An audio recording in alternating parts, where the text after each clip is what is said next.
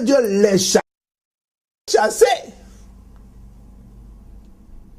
Beaucoup prêchent la parole, mais ils ont déjà été chassés à cause de leur désobéissance, à cause de leur mauvaise conduite. La Bible dit l'Éternel Dieu les chassa. Regardez mon frère, ma soeur. À cette époque, Adam n'avait pas encore de tante. Il n'avait pas d'oncle. Il n'avait pas de petits frères.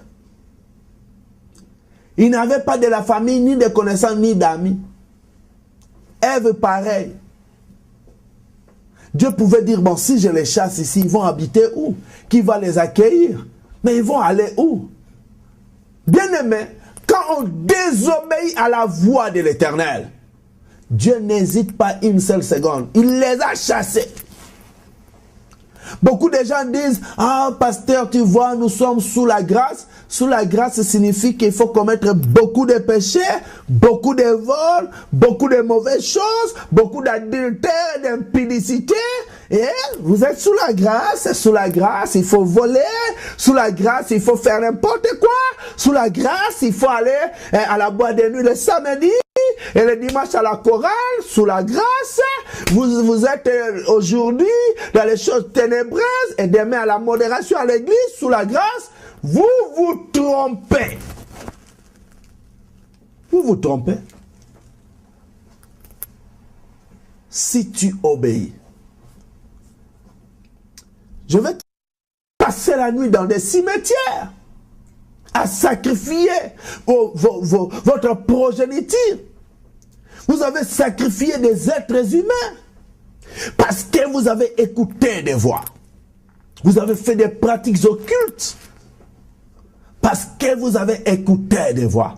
Mais aujourd'hui, la Bible déclare, si vous obéissez à la voix de l'Éternel, votre Dieu, en observant et en mettant en pratique tous ces commandements que je te prescris aujourd'hui, l'Éternel, ton Dieu, te donnera la supériorité sur toutes les nations de la terre.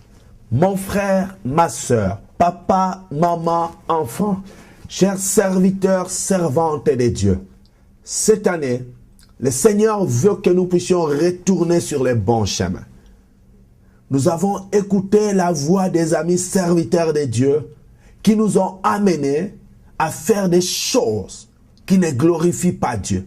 Il y a des pasteurs aujourd'hui, des apôtres, des prophètes, des bishops, archibishops, qui sont ce qu'ils sont aujourd'hui parce qu'ils ont écouté la voix de leurs collègues. D'autres commencent à toucher au fétichisme. D'autres sont devenus sorciers, pasteurs, apôtres, évangélistes, bishops, sorciers. À cause des voix. À cause des voix que vous avez écoutées, à cause de la convoitise, à cause de l'envie, parce que tu veux gagner beaucoup d'argent, parce que tu veux vivre en dehors de tes moyens, au-delà de tes moyens, au-delà de ce que Dieu avait mis en vous. Regardez aujourd'hui ce que vous êtes devenus. Dans votre cœur, malgré que vous imposez les mains aux gens, ils tombent. Malgré tous ces spectacles que vous êtes en train de faire aujourd'hui dans l'église, en plein air, malgré ces spectacles que vous faites, vous savez vous-même que Dieu n'est plus avec vous. Vous savez que vous vivez dans la désobéissance. Vous le savez dans votre conscience. Personne ne peut tromper sa conscience. Retournez sur le bon chemin, mon frère, ma soeur. Jésus revient bientôt. Même s'il ne revient pas aujourd'hui, mais il a plusieurs moyens de mettre sa main sur vous. Pourquoi voulez-vous mourir dans cette situation et vous retrouver un jour en enfer à cause des spectacles inutiles que vous faites dans les églises? Cessez avec ces spectacles. Jésus ne nous a pas appelés pour les spectacles.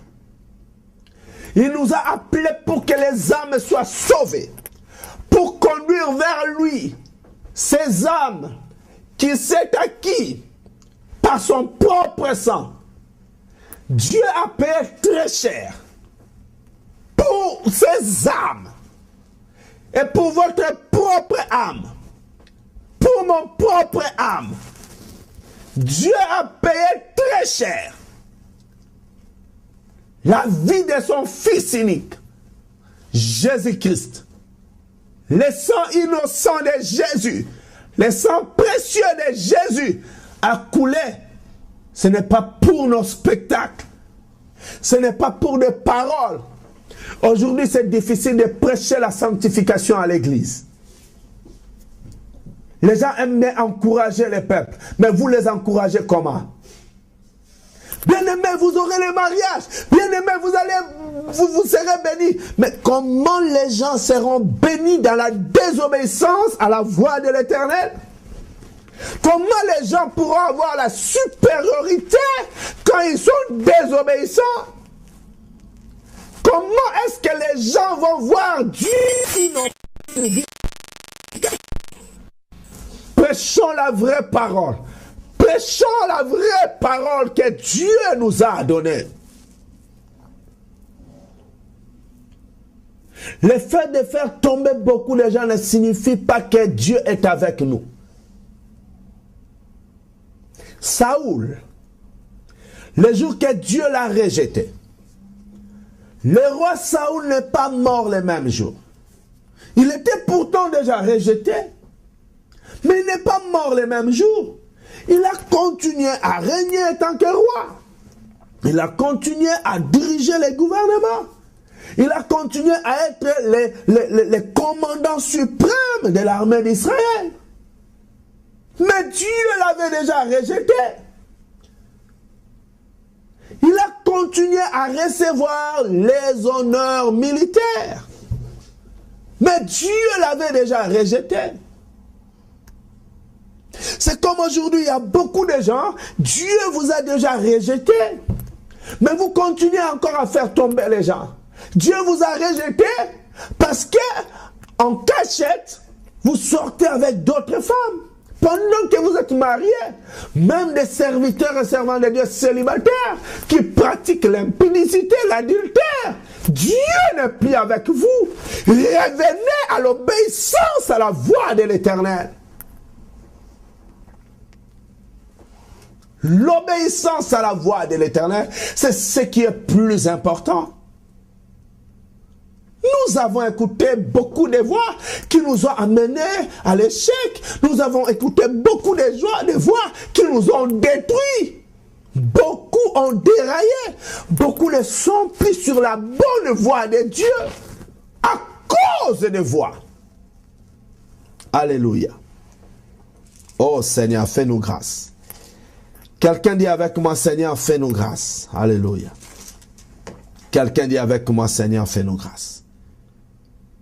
Oh, Seigneur, fais-nous grâce. Quelqu'un dit, oh, Seigneur, fais-moi grâce. Oh, Seigneur, accorde-nous seulement ta faveur et ta grâce. Écoutez Genèse chapitre 3, verset 23. Genèse 3, 23. Je suis en train d'expliquer la voix. La voix. La voix. Il y a plusieurs voix. Mais malgré ces plusieurs voix, la volonté de Dieu que nous puissions détecter une seule voix et la comprendre et l'obéir. La voix de l'Éternel, notre Dieu, qui nous amène à être saints, qui nous amène dans la crainte de Dieu, dans la sanctification. Genèse chapitre 3, verset 23. Écoutez, je lis la parole de Dieu dans le nom de Jésus. Il est écrit. L'Éternel Dieu les chassa du jardin d'Éden. Soulignez dans votre Bible, l'Éternel Dieu les chassa. L'Éternel Dieu les chassa du jardin d'Éden pour qu'il cultivât la terre d'où il avait été pris. Voilà mon frère, ma soeur. Voilà mon frère, ma soeur. Dieu a chassé l'homme. Parce que l'homme n'a pas obéi à sa voix. Beaucoup de gens, vous venez à l'église, vous vous habillez bien, vous dansez, vous faites des tapages inutiles à l'église avec des cris qui font beaucoup de bruit aux oreilles de l'Éternel, mais vous avez déjà été chassés par votre mauvaise conduite, par votre mauvais comportement. Vous avez déjà été chassés. Beaucoup prêchent la parole, mais ils ont déjà été chassés à cause de leur désobéissance, à cause de leur mauvaise conduite. La Bible dit l'Éternel Dieu les chassa. Regardez mon frère, ma soeur. À cette époque, Adam n'avait pas encore de tante. Il n'avait pas d'oncle. Il n'avait pas de petits frères.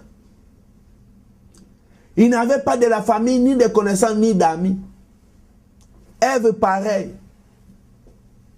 Dieu pouvait dire, bon, si je les chasse ici, ils vont habiter où? Qui va les accueillir? Mais ils vont aller où?